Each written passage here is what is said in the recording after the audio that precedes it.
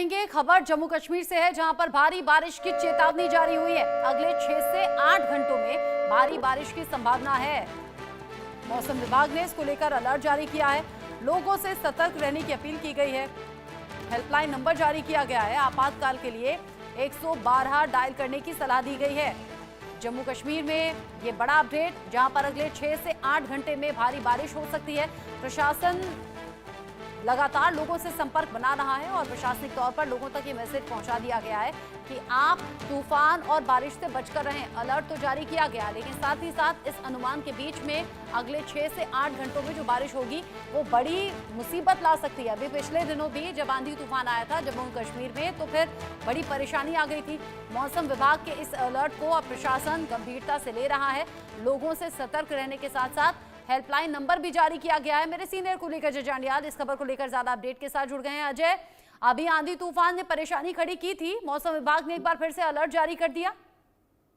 देखिए, बिल्कुल रचना, आपको बता दूं कि मौसम विभाग की तरफ से ताजा एक अलर्ट जारी किया गया है। 2 दिन पहले ही यहां पर एक भारी तबाही भरा मौसम हुआ था, जब तूफान और बारिश ने जो 2 से 3 घंटे में जो है जम्मू कश्मीर के कई इलाकों में तबाही मचाई थी। और आज अभी ताजा जो जानकारी है उसके मुताबिक अगले 6 से 8 घंटे में जम्मू कश्मीर में भारी बारिश और तेज हवाएं चलने की जो है, आंधी चलने की जो है वो संभावना जताई गई है, जिसके चलते लोगों को एहतियात बरतने की राय दी गई है। और लोगों को कहा गया है कि ऐसे इलाके जहां पर उनको नुकसान हो सकता है, ऐसी इमारतें, ऐसी बिल्डिंग्स, ऐसे जो इलाके हैं जहां पर पेड़ घरों पे गिर सकते हैं, क्योंकि पिछले 2 दिन पहले जब तूफान आया था 2 लोगों की जान चली गई थी। हाईवे पर जो गाड़ी है वो पेड़ के नीचे आ गई थी। इसी तरह से कई जगह गाड़ियां खड़ी थी, जो दीवार के ढह जाने से जो है वो नुकसान हुआ था। कई इलाकों में जो है वो नुकसान हुआ। तो ऐसे में इस चीज की आशंका एक बार फिर से बनी हुई है। अगले 6 से 8 घंटे यानी कि आज की जो रात है वो काफी चुनौती भरी हो सकती है लोगों के लिए। ऐसे में लोगों को इस चीज के हिदायतें दी गई है कि लोग जो हैं अपना खास ख्याल रखें और जहां पेड़ हैं, जहां कच्चे इमारतें हैं, दीवारें हैं, वहां जो है ना रहें। आपने बताया कि एहतियात बरतने के लिए लोगों से कहा गया है। अगले 6 से 8 घंटे में मौसम बदल सकता है, क्योंकि आपने बताया कि अभी हाल फिलहाल में जो आंधी तूफान बारिश आया उसने बड़ी तबाही कुछ ही देर में मचा दी। आम लोगों की तरफ से अब एहतियात क्या बरते जा रहे हैं, और क्या सीधे तौर पर यह कह दिया गया है कि घरों के अंदर ही रहिए? बिल्कुल, आप इस इंस्ट्रक्शंस को इस तरह ले सकते हैं कि अगले जो 6 से 8 घंटे हैं लोग बाहर ना निकलें, बाहर ना रहें। ऐसे इलाके, खास तौर पे जो इलाके जहां पर पेड़ हैं, जंगल हैं, हाईवे पर कहीं पेड़ हैं, आप वहां गाड़ी चला रहे हैं, तो ऐसे इलाकों से दूर रहिए। मैं आपको बता दूं कि तूफान जो 2 दिन पहले चला था वो इतना ज्यादा था, तेज था कि लगभग 120 किलोमीटर की रफ्तार से हवा चली थी, जिसके कारण कई गाड़ियों को नुकसान हुआ था, कहीं पेड़ उखड़ गए थे, बिजली के पोल, मोबाइल कम्युनिकेशन टावर्स, दीवारें, इवन बसेस जो सड़क पे खड़ी थी वो पलट गई थी, इतनी तेज हवाएं थी। तो ऐसी आशंका जो है वो फिर जताई गई है और खासतौर पे क्लाउड बस्ट होने की आशंका जो है वो ऐसे में जताई जा रही है। ठीक है अजय, नजर आप बनाए रखिएगा। बहुत शुक्रिया अभी के लिए सभी जानकारी हमारे दर्शकों तक पहुंचाने के लिए। आगे बढ़ेंगे, अगली बड़ी खबर पंजाब से है, जहां पर आईएसआई समर्थित आतंकी मॉड्यूल का भंडाफोड़ हुआ है। पंजाब में आईएसआई समर्थित 2 आतंकी मॉड्यूल का पर्दाफाश किया गया। पुलिस ने यहां पर 13 आतंकियों को कर लिया है गिरफ्तार। आतंकियों के पास से हथियारों का बड़ा जखीरा बरामद हुआ है। आतंकियों से आरडीएक्स मिला है, ग्रेनेड मिला है और तमाम बड़े हथियार इनके पास से मिले हैं। पंजाब पुलिस ने आईएसआई के 13 आतंकियों को कर लिया है गिरफ्तार। पुलिस ने आतंकियों से भारी मात्रा में हथियार बरामद किए हैं, जिनमें आरपीजी, आईईडी, आरडीएक्स और ग्रेनेड शामिल हैं। ये आतंकी पंजाब में माहौल खराब करने की साजिश रच रहे थे, लेकिन उससे पहले ही पकड़े गए। न सिर्फ पकड़े गए बल्कि इनके हथियार भी बरामद किए गए हैं। और अब इन हथियारों के आधार पर भी ये काफी हद तक साफ हो गया है कि कैसे सीमा पार से साजिश रची गई।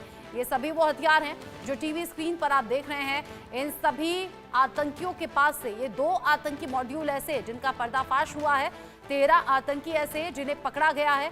पंजाब में आईएसआई समर्थित ये आतंकी मॉड्यूल चलाया जा रहा था, जिसका न सिर्फ पर्दाफाश किया बल्कि बड़ी मात्रा में इनसे हथियार भी बरामद हुए हैं। 13 ये लोग जो कि यहाँ पंजाब में माहौल खराब करने के लिए मौजूद थे और इनके पास ये सभी हथियार जो इस बात की गवाही दे रहे हैं कि सिर्फ माहौल खराब नहीं करना था बल्कि नुकसान भी लोगों को पहुंचाना था, उनमें डर खौफ पैदा करना था और यहाँ बड़े नुकसान के इरादे से ये सभी ISI समर्थित आतंकी मॉड्यूल से जुड़े हुए ISI से जुड़े हुए आतंकी जिन्हें अब पकड़ लिया गया है, पकड़े गए हैं तो कई राज भी खोलेंगे। ये तय समझिएगा, आतंकियों के पास से ये जो अलग अलग तरीके के हथियार मिले हैं, इससे मालूम होता है कि सीमा पार से भारत के खिलाफ न सिर्फ साजिशें रची जा रही हैं बल्कि उन साजिशों को अंजाम देने के लिए आतंकियों को भी भेजा जा रहा है। मेरे साथ में इस पर बात करने के लिए मेरे सीनियर कोलीग और हरियाणा पंजाब इनपुट हेड विपिन परमार जुड़ गए हैं।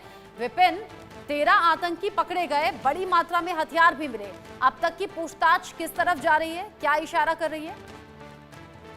तरीके से टारगेट अटैक्स किए जा रहे थे, क्योंकि हम पहले दिन से ही रचना लगातार एक बात कह रहे हैं कि एक नया मॉड्यूल पंजाब में काम कर रहा है जो विदेशों में बैठे गैंगस्टर्स हैं, उन्होंने जो हाथ मिलाया है जिस तरीके से ये खालिस्तानी टेररिस्ट ISI के हाथों में खेलते हुए, हरिंदर सिंह रिंदा की बात करें या फिर मसीह की बात करें, जिसे अभी हाल ही में हैप्पी को जिस तरीके से गिरफ्तार किया गया USA इमिग्रेशन एंड कस्टम्स की ओर से, उसके बाद एक बड़ा नेक्सस जो है उसे बर्स्ट करने का काम किया गया है।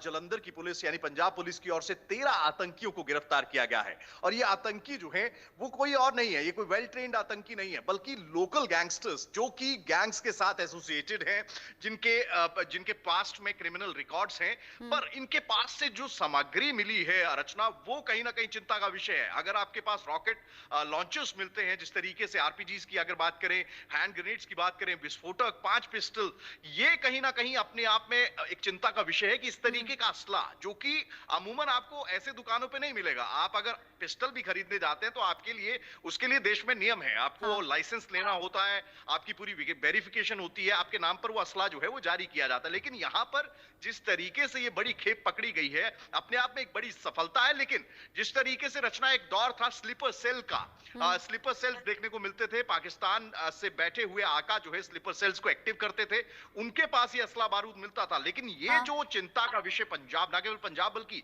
देश के लिए है कि देश के अंदर अभी पंजाब में थे लेकिन पंजाब से बाहर भी माहौल खराब कर सकते थे, पूछताछ में कई और बड़े खुलासे होंगे। विपिन, ये खास जानकारी